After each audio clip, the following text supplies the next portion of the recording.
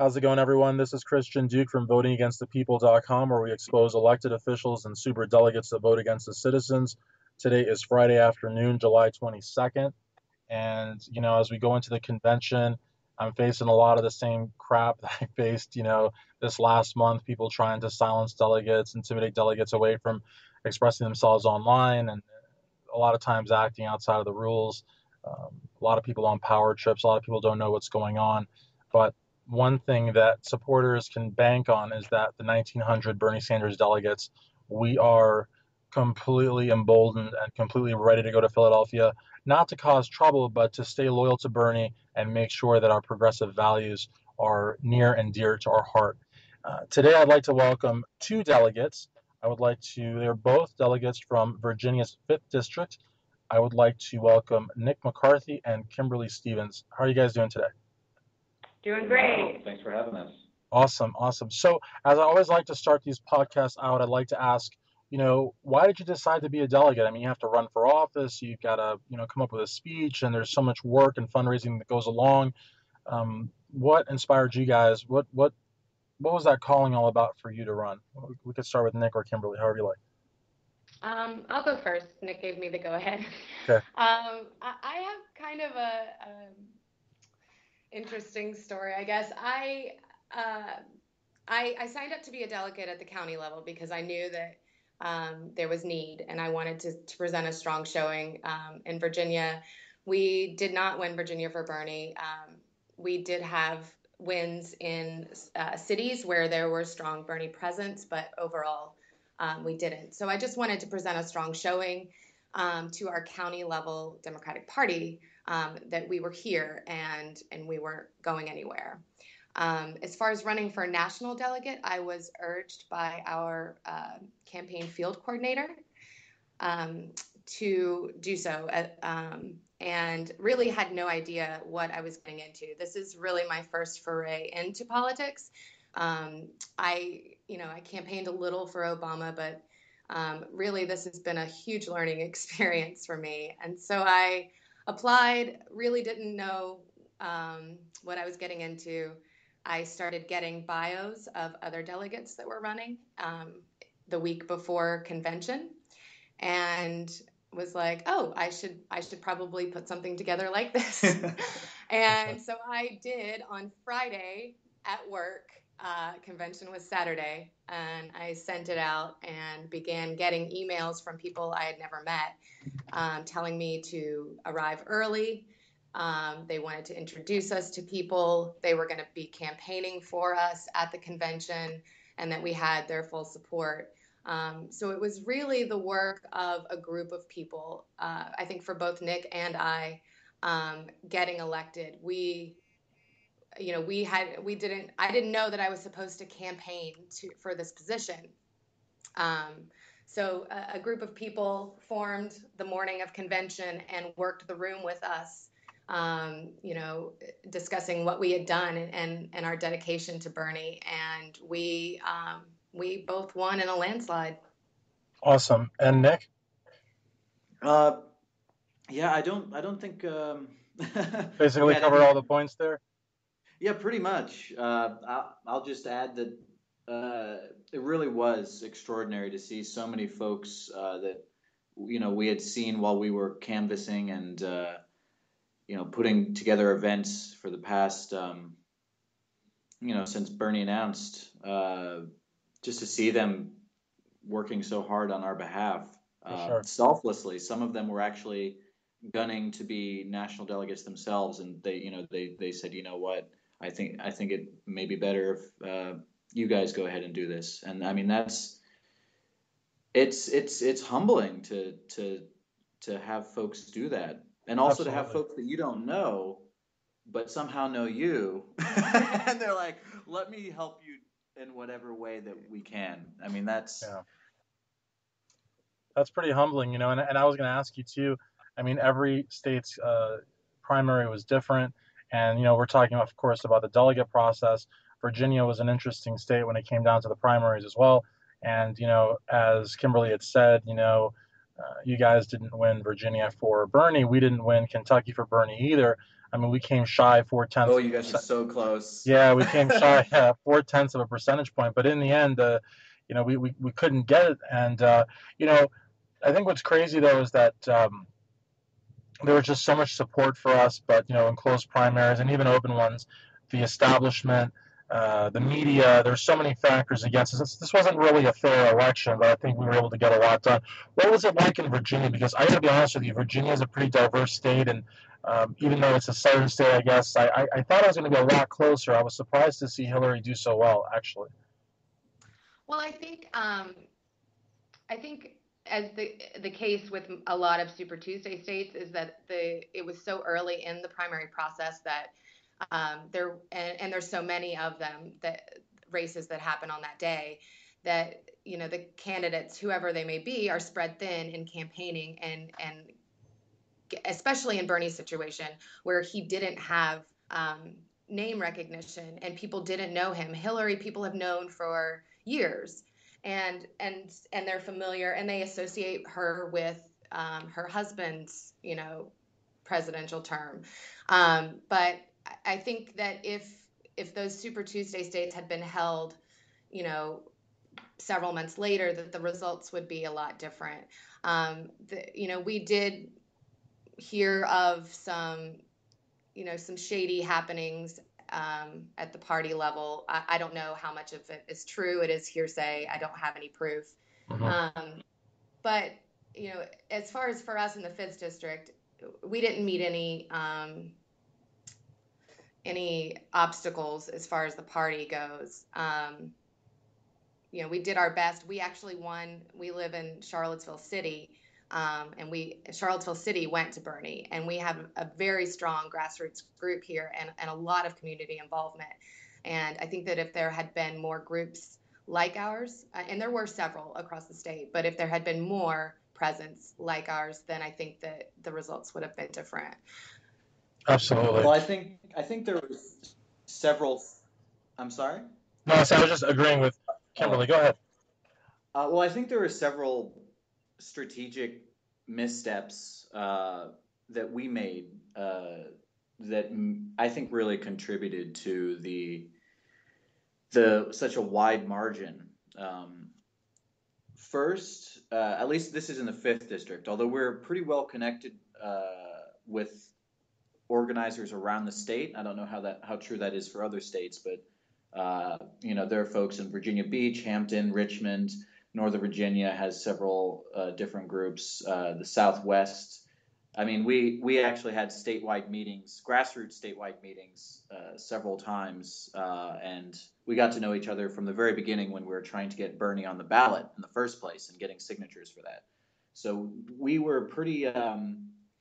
We kept communication pretty tight between the different grassroots groups.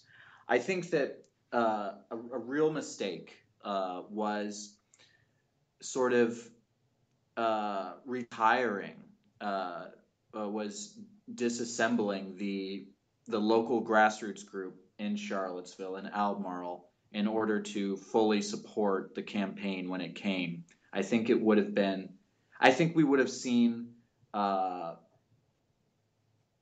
much closer race. I think there would have been a lot more counties. I haven't gone through all the data, but it definitely would have been a much closer race if the grassroots group was independent of the campaign, yet of course collaborated and coordinated with it. But I think it really was a mistake, just sort of breaking down the organization that we already had in place with different grass tops and in different neighborhoods and communities. And saying, letting them take over. Yeah, basically just sort of, well, not even just letting them take over, but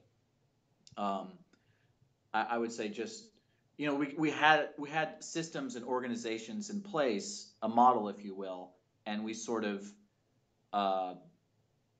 disassembled it and sort of what the campaign did was build everything that we kind of already had from scratch, but with, maybe with different goals. I mean, of course we had similar goals, but I mean, maybe I'm speaking too abstractly here. I think what you're speaking about is a very sort of unexplored region of sort of independent campaigning, in the sense that there is there are two different schools in that there is the sort of independent campaign uh, run by staffers, and then there's the grassroots independent campaign run by volunteers. It's really not even a question of whether or not the campaign officer is being paid or not. I think it goes beyond that. It's just I think it's more a question of the local homegrown community type organizing, and then the more national, bigger, more robust. Maybe professional grassroots, if you will. And yeah, I mean, I understand what you're saying. And then, of course, the problem, I don't know if it happened in Virginia, but the problem is if the bigger uh, model comes in and does away with the older model, after the primary is done, the bigger model leaves. And of course, what was left behind is also gone. There's nothing. I mean, I don't know if that's what happened in Virginia, but I know that once the Kentucky field offices were done away with, there was really nothing here. And that also created a problem. Of course, I mean, obviously the main thrust of each state's effort is the primary, but if you're trying to build a national movement and sustain that momentum, you ideally would want to keep all these offices open. I agree. Right. No, that a similar thing happened here. I agree. I think the campaign tried to reinvent the wheel Yeah. when we already had structures in place that could have been used. Right. And we were thinking that by joining them, they would use some of these existing structures, but that didn't happen. Yeah, that didn't happen. So I think I think some of their methods were definitely something needed, but I think if we had coordinated, if we had kept our structure and some of our methods going, well, they start to build from the ground, which or from that. Yeah, or with us. I mean, I don't know. Maybe we could have been. There could have been better coordination, and I think that seems to be a story that had been repeated in other states as well. I mean, Absolutely. In New York State, I know that was true.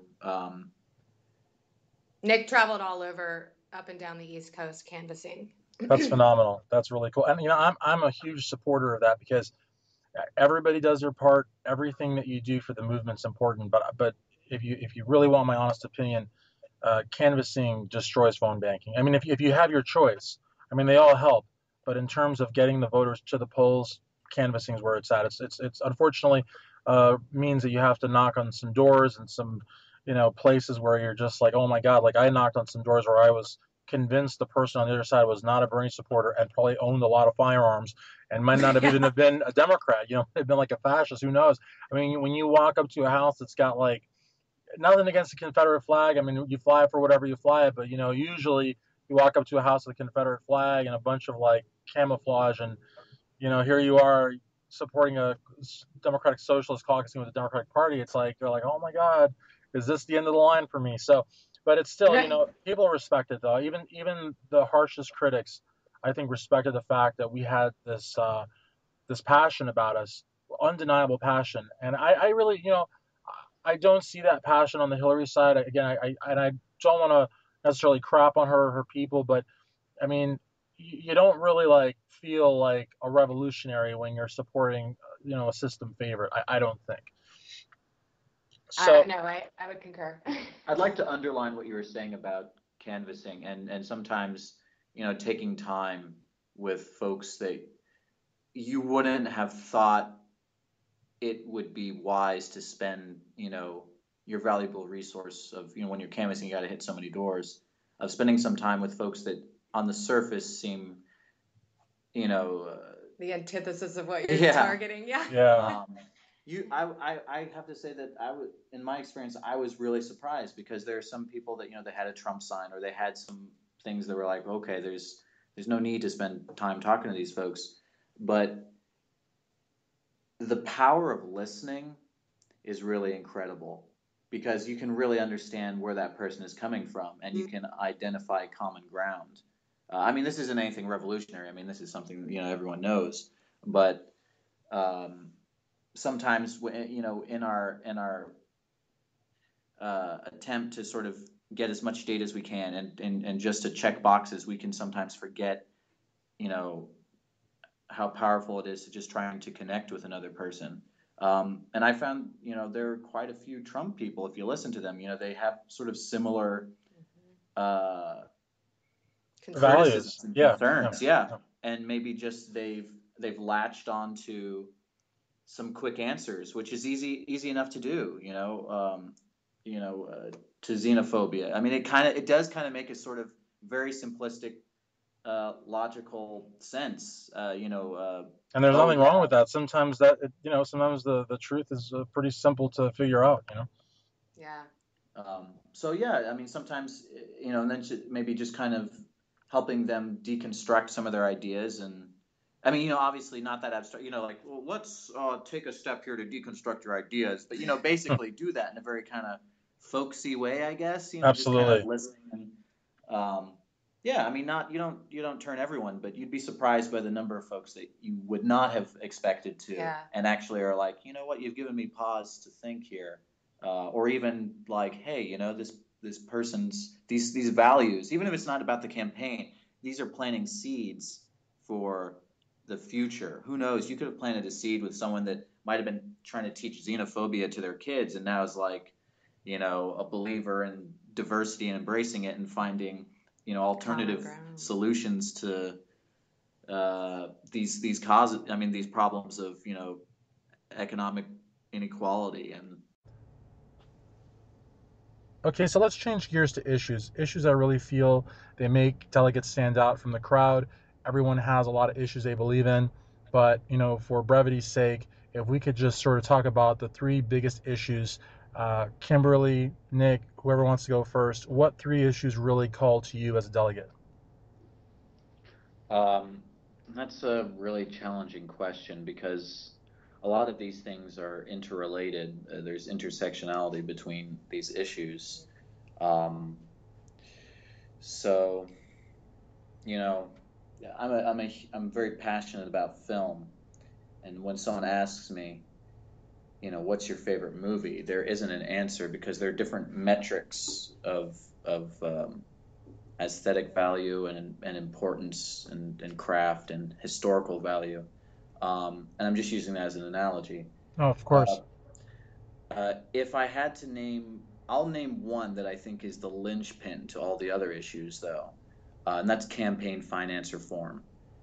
If we can break that dam, there'll be a flood of populist issues that are important to so many people, and a bipartisan, nonpartisan issues that are just popular in the United States, that haven't been able, they've just been building up behind, this wall of wealth that, divides, folks that want to have a say in politics and can't because of the nature of the game. of how people have to run for office, and how that basically is excludes most Americans. We're not even talking about the working class or the working poor. I think it excludes maybe not the 99%, but maybe like 70 or 80%.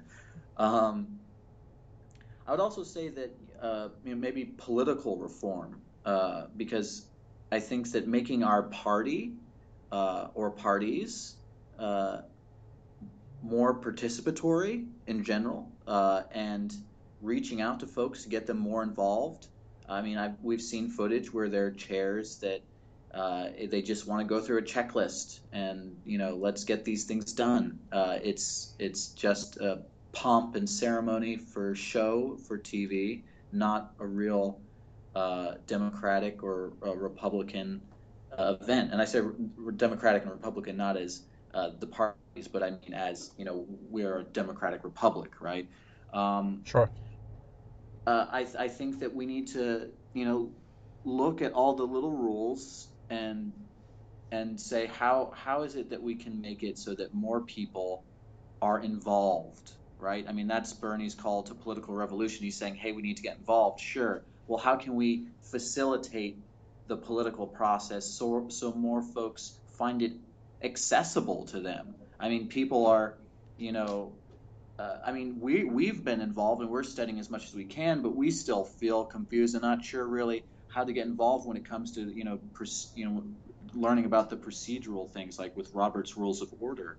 I mean, how can we? I mean, I feel like the party should have like a branch or an organization, the sole purpose of which is to basically educate people. Hey, this is how you know get involved. This is how you No, make a point I of what totally the agree. And if you want to educate them, that means you want to hear them. And so that's exactly. why we have to have a new, not a new party, but a new sort of way of thinking where, and sort of what you talked about earlier too with campaign finance reform, where I hate to sound like a storybook, but everyone's opinion is actually worth something. And it's not about, going after the opinions, the big dollar opinions that the lobbyists, are pushing. And at the party level, it's about understanding, hey, well, this motion does this and that motion does that. And it's not a checklist, it's an actual democracy, even at the meeting level. So yeah, I think that's great. Absolutely. Call me a cuckoo banana bird, but I want more people involved. I think we all want that. And even if it's folks that I don't agree with, all right, let's do this. Let's have debate and discussion, not excluding people because they can't understand the system or they It they can't they can't be. afford the system. I mean, let's have a real, not even if, we're not a democracy, fine, but let's have a real republic then.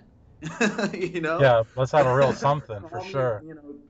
a crazy guy for thinking that or wanting that. Well, yeah, I mean they constantly say that Bernie's advocating utopia, but I mean we shouldn't be so short-sighted and limit ourselves so much. I mean, we might not be able to have a perfect society, but we can sure aim a little higher than what we have right now. Um, what would your third sort of issue be? Again, just to sort of keep with this bizarre construct there, Nick.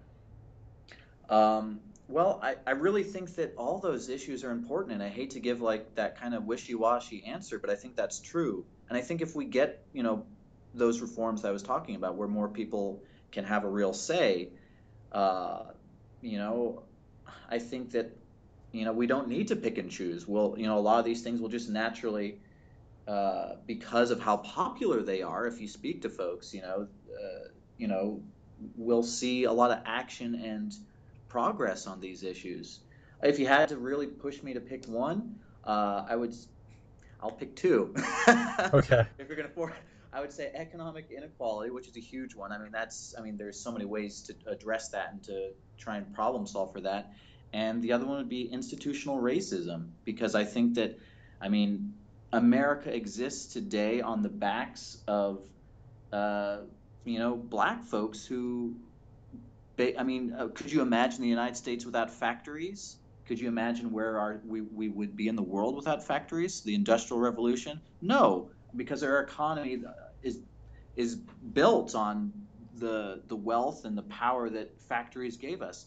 Well, I mean, before we had factories, we had slave labor, and the United States would not be where we would be without uh, the efforts of black folks that, of course, they didn't have any say in whether they could contribute the effort, but I think we need to do as much as we can to look at these old systems that exist and find ways to uh, break them down and build new ones. I totally agree. And again, not to compare the plight of black people to any other group because they were slaves and they had to go through Jim Crow and quote unquote separate but equal. But I feel like Hispanics now are sort of getting some of that exploitation handed down to them, and then you got Muslims that are facing all sorts of bizarre and completely baseless discrimination. It's certainly something that needs to be addressed. As far as Kimberly goes, what would your three, again, sorry to have to, because of brevity and, uh, Kimberly and Nick No, have some other things to do, and I had some technical issues, so I know time is pretty scarce now. But what would your three be, Kimberly? I would also agree with Nick that these issues are so interconnected that it's really hard to Yeah, pull one out as a separate issue. I think that climate change, but that has a lot to do with campaign finance reform because the fossil fuel oh, industry of has so course. much influence on our politics. and with lobbyists and donations to our candidates.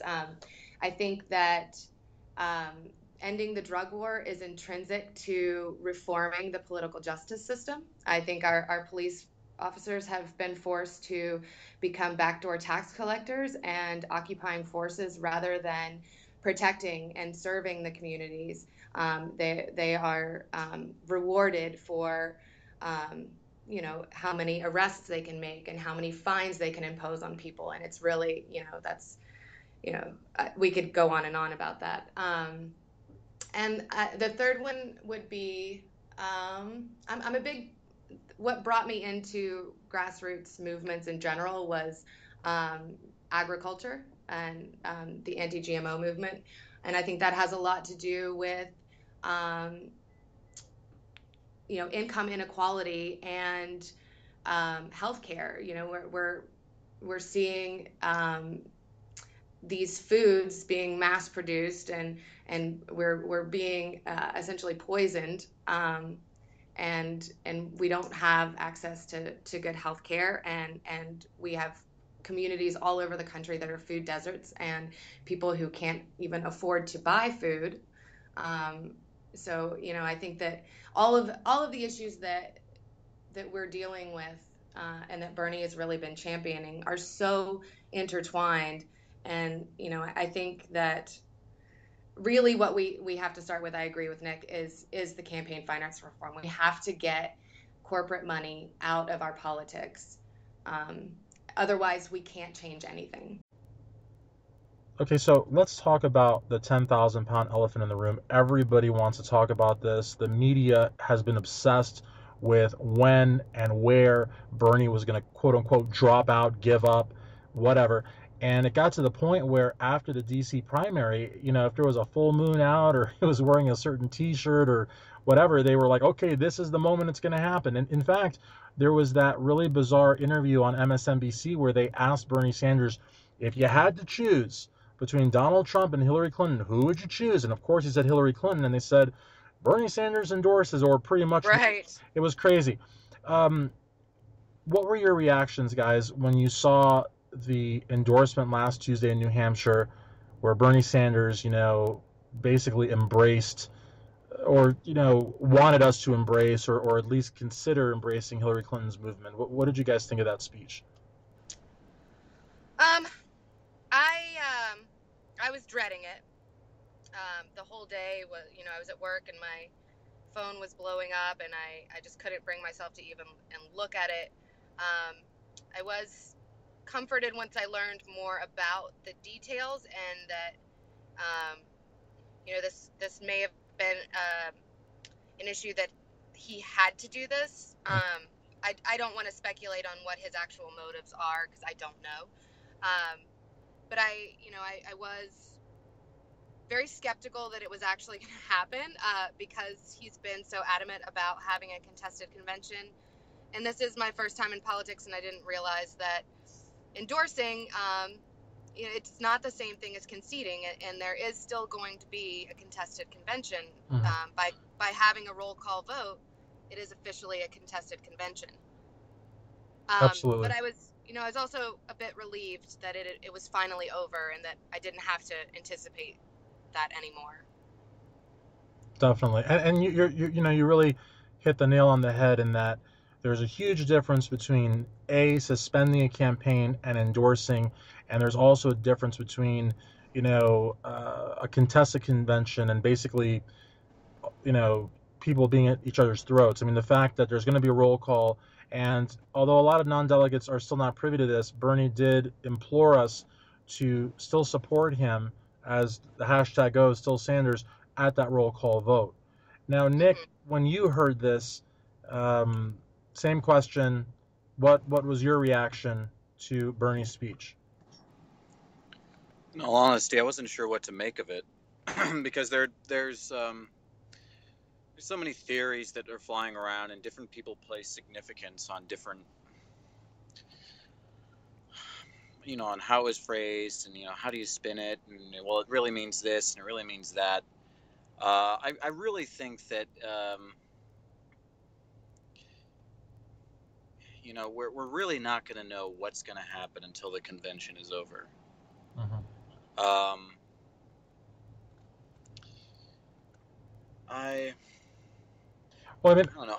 I'd been anticipating, uh, him making a similar sort of statement for a while, since New York actually, and I don't know. They're different. They're being tossed around right now, and it's really. I mean, we've never really convention like this before, and it's sure. really hard to sort of understand it. It's hard to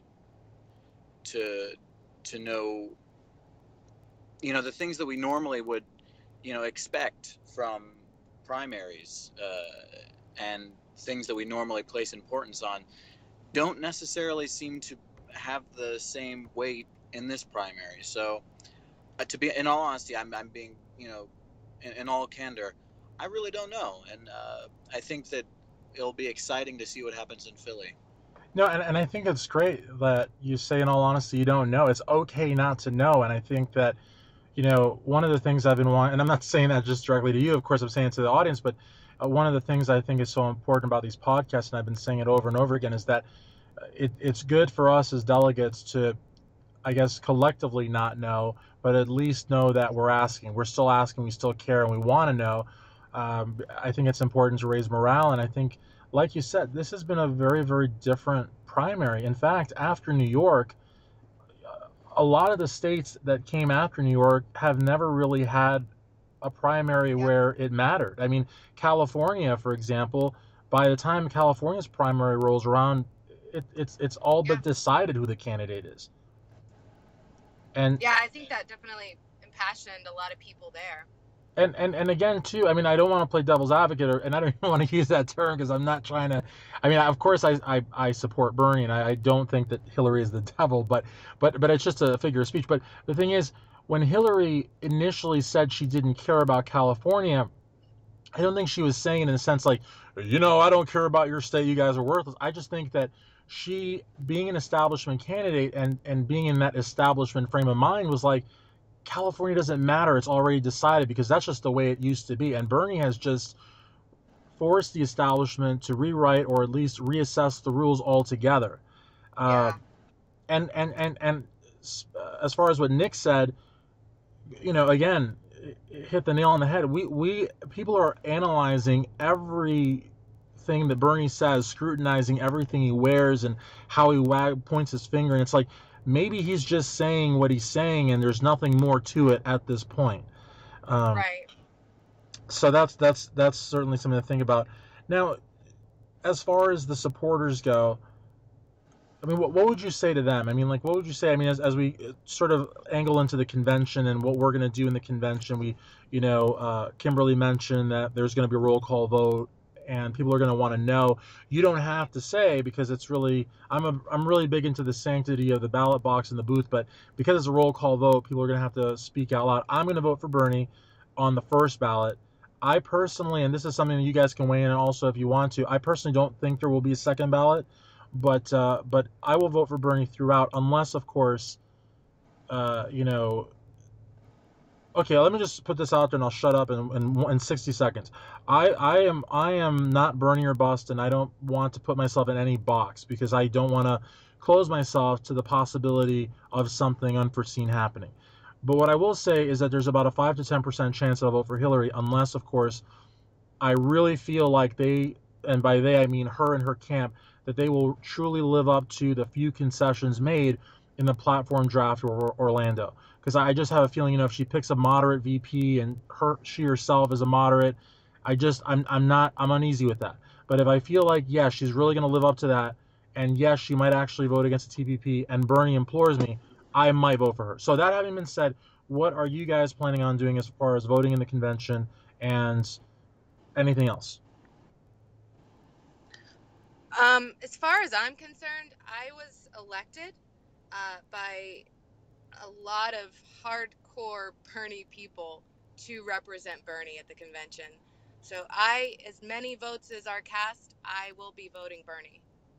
Awesome. I also am I'm convinced that we're putting up an inferior candidate. We are going with the inferior option here. Yep. I don't understand how you can be proud of a victory amid so much election fraud and voter suppression in this primary season. What we've seen is unprecedented in the amount of fraud that has taken place and voter disenfranchisement. I mean, Arizona, California, and New York alone have had the ability to shift this race. So I don't necessarily feel like if it had been on the up and up that we would be in this position. And I'm really concerned about her electability. So I'm going to be there to do what I can to try to, if there is a second vote, to try, because we become unbound. All pledged delegates become unbound if there is a second vote. To try to open people's eyes to recent poll numbers, to Dem exit, to Jill Stein's newfound popularity. I mean, that people are flocking to Gary Johnson and Jill Stein, and we're in a situation where this could end us, put us with a President Trump, and that is terrifying to me. One of the things too, just to jump in, and I don't want to say too much because I of course want Nick to weigh in, and of course I want Nick to weigh in on what you just said, but I do have to echo what you said also. There's so much voter fraud. New York purged hundreds of thousands of ballots. We've got this whole issue. If you guys have the time, I'll definitely hang on, but we've got this whole issue with the whole closed primary where you've got just unprecedented numbers of independents that were denied the ability to vote. That's 3 million people. Exactly. Now, and one thing I learned from these podcasts, unlike caucuses, the taxpayers foot the bill for the primary. So the fact that you're paying for the primary but you can't vote for it, it's very, very troubling. Yeah. Debbie Wasserman Schultz, her activities undeniably rigged the primaries, rigged the whole debate circuit, putting most of the debates on the weekends when nobody would watch them, half the number of debates from 2008. It's just, and she's still the DNC chair. She's still, she's up against Tim Canova in the 23rd Congressional District. Joe Biden is still going to be in Florida fundraising for her.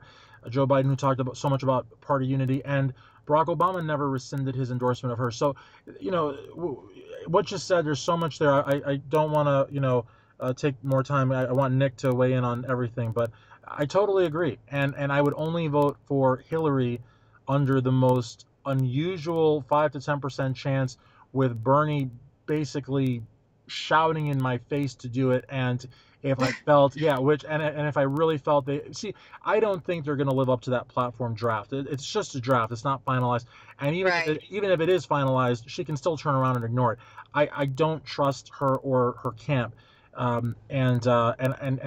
think, yeah. Go ahead. I'm sorry. And I'll shut up right now. And so I'll shut up, then you go, and then Nick will go. But I don't trust her. She's a very untrustworthy person. Even for Bernie's concession speech, when she said we also accept $27 donations, I thought, like, this is a really, really shady woman. And it's like, just I just don't trust her. But like I said, first ballot, I'm voting for Bernie. Second ballot, I don't think is very likely to happen. I would probably, like, 90% chance vote for Bernie, unless of course he implored me and something happened, which I don't think will happen. And last thing, I really, really hope that the super delegates do not vote on the first ballot. I wish the roll call was just for pledged delegates, but I don't know how that's going to play out. So what did you have to say, Kimberly? And then Nick has got the floor. Well, I just think if there hadn't been so much fraud and Hillary Clinton had won, then, if she was such a solid candidate, then they wouldn't be so worried. Yeah. Worried enough to fearmonger. I mean, that's their main campaign strategy, is to make everybody afraid of the alternative. And that is, I don't think, a very inspiring message. Absolutely. Nick, I mean, there's so much has been discussed, but I guess, we still haven't heard your plans as far as the voting goes at the convention. And of course, I think Kimberly's points I think they're really well taken about pushing an inferior candidate. I mean, even this past week, members of the Senate caucuses were or not caucus, but key Senate Democrats were starting to like wonder, this woman's poll numbers are they're hitting the floor. Trump is beating her by 20 points with independents. Why exactly are we pushing this inferior candidate? I really think that we're going to have to, and I hate to keep, saying this and repeating this, but wait until we get to Philly. Really talk to some of these other delegates. Really start to get a sense for, what are things that the pundits have been saying. Now, what are the things that the delegates are saying? What do they think themselves? Because I think that there may be a disconnect, and some of these people that we think this monolithic block of super delegates that they can't be reasoned with. I'm not so sure that may be the case. Let's talk to these folks. They're humans too, and I think that only once we get there and really start to see these people as individuals and work with them, I think that a lot of these theories and pundit talking points may be proven or disproven. I mean, I think we're kind of dealing in theories right now, and let's see what happens when we get there. But looking from a wider lens, this progressive movement will continue, regardless of the outcome of the Democratic Convention. Folks have been planting seeds in the platform, in the Rules Committee, but we need to make sure that we water these seeds. We need to make sure that we tend to the sprouts that grow, and we need to make sure that this wonderful opportunity to meet people across the nation, some grass tops, but also some people that have been in the progressive movement for longer than we have. What can we learn from them? How can we connect with them? How can we further our movement? How can we connect our causes with theirs, with the previous generations? And how can we inspire future generations to keep pushing for these incredibly important causes? Yeah, I mean, I don't mean to like break your chain of thought, but I definitely agree with that. The progressive movement is in a place right now where I think the convention, I don't want to say it's a bump in the road, because the convention could actually be, a feather in its cap, but it doesn't mean anything in terms of whether this movement, continues on or dies. It's not going to die. I think one last question I would like to ask, it's a totally loaded question, but I think Kimberly really put the point out there excellently, in that we have to go, I mean, or at least we should go and support the candidate that we supported at the point of being elected, which is Bernie Sanders, for all three of us. And then the second round, we're going to be unbound. I'm going to vote for Bernie, and we haven't really hit the voting issue with Nick, but it sounds like Kimberly and I are both going to be voting for Bernie. And I said a 90% chance. I mean, when you talk in terms of percentages, 90% is like, yeah, I mean, if I say there's 90% chance of rain, I mean, you might as well take an umbrella with you. You know what I mean? So I if Nick wants to answer the voting part, please do. But what I want to ask, if there's does it need to be asked? Yeah, I think I'm sure he intends to vote for Bernie if there's good stuff. I think we all do. I think I'm dancing on the whole PC thing, because again, there's people listening to these podcasts. This podcast, the National Elected Bernie Sanders Facebook group, whatever, actually called me out for one of these podcasts, and I guess they were saying that, I don't know what they were saying, but the point is that people are weary of not being in control of every aspect of this movement. And I don't want to draw a comparison to, the whole, sort of shutting down the local grassroots field offices that you guys are talking about and bringing in this big model, because actually right now the Bernie Sanders campaign is largely non-existent. It's a skeleton crew, unfortunately, and I don't even know what that's all about. But you can't control everything in this movement. I think part of what's great about this movement is the fact that we have our own individual voices. My last question, before I let you guys sort of give your final statements, do you think, and this is one of those hypotheticals, but if Hillary Clinton and her camp completely throw out that platform draft and it's just business as usual, do you think that for the hardened Bernie or Bernie-crats or hardened progressives, do you think I have to vote for the lesser of two evils mindset is going to be enough to get Hillary those votes? Or do you think in November people are going to say, well, you know what? Screw it. If Trump wins, he wins, but I'm going to vote something else to make a statement. That's my question to you guys.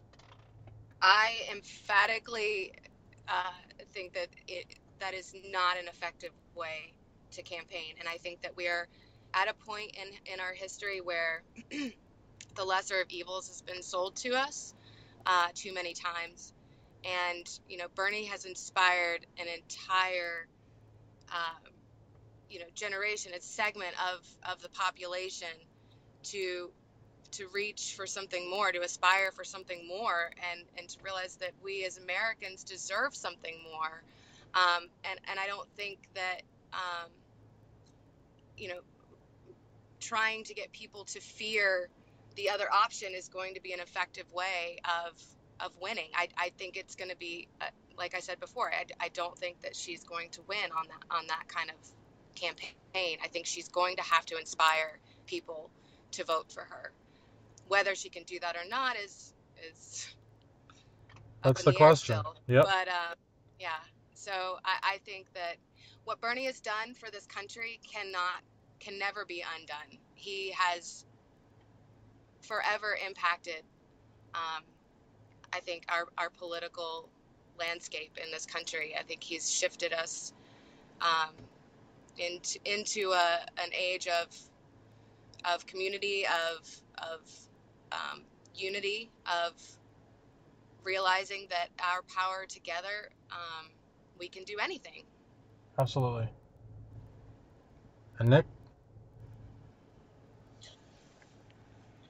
We're really in a transformative time right now, and I think that it's difficult to really speculate about what's on the horizon and how to interpret the events that we're currently experiencing. I can only say that if we stay committed and if we work and connect with more people, I really think that we can have some meaningful change. I mean, it may turn out that Bernie will be a Eugene Debs character, and we're going to see in 20 or 30 years, well, I want to, and let me put a parenthetical to this statement. There are folks that think, well, progress just happens over time. And there's that quote by Martin Luther King Jr. where he says that history bends towards justice. I'm more skeptical. I think that hard work and the effort of so many people is what makes it seem like we have that sort of historical arc towards justice. I think that we need to work really hard to ensure that in 20 or 30 years, the things that we read about in history books and just seem like black and white print, there was a lot of sweat and blood that went into those achievements. And, well, we have our work cut out for us, is what I'm saying. Absolutely. And I was going to give the final word, but I'm a DIY guy and I'm a revolutionary, so I'm going to give the final word, and I'll let you guys have the final word to that final word. But all I'm going to say is I think that, and this is not a popular opinion, and I'm sure I'm going to ruffle a lot of feathers when I say it, but, when I look at Republicans and conservatives backing Trump, I see a lot of the promise and the passion and the inspiration that I myself have felt towards Bernie, and that I see and hear in so many Bernie Sanders delegates. And to be quite honest with you, nothing short of Bernie Sanders can beat Donald Trump. No one that I know of or have heard of is passionate about Hillary Clinton. No one is dancing in the streets when she wins a primary. No one is crying at her speeches. No one is remembering where they were when she spoke and what she said and what she'll do. And so I think that the super delegates and even her own pledged delegates, which will be released for a second round if there is one, should really keep that in mind, because you can probably pull one more of these bullshit, victories with all of the bag of tricks, but you're going to lose in November. I just honestly think, like Michael Moore thinks, if she gets the nomination, we're going to lose. We're not going to be able to beat Donald Trump. Donald Trump is to the Republicans what Bernie Sanders is to progressives and Democrats today. But you guys will have the final word. No, I agree with you, and I think we have to continue the fight to Philly and beyond. And it's, even if she does get the nomination, we have to do what we can to make sure that we move the country forward. Absolutely. Nick, anything? Show me what democracy looks like. Awesome. Well, I look forward to meeting you guys in Philly. I'm going to be moving around a lot. I certainly, if I can avoid it, I'm not going to stay sitting with the Kentucky delegation, because I'm sure that I'm going to try to gravitate towards people that want to raise motions. I'm sure we're going to have to scream them, because I don't know if you guys are aware, some of the microphones don't work. You got to use the phones first, so they'll turn the microphones on. Again, we go back to the whole process that Nick talked about, how we need to change and everybody's opinion should count. It's going to be an interesting convention, working class party convention. But nonetheless, I look forward to meeting you guys for your 5th District delegates from the state of Virginia, Nic McCarthy, Kimberly Stevens. I am your delegate at large for Kentucky Christian Duke, votingagainstthepeople.com. Check out this podcast. Thanks, guys. We look forward to meeting you. Thank you so much for having us.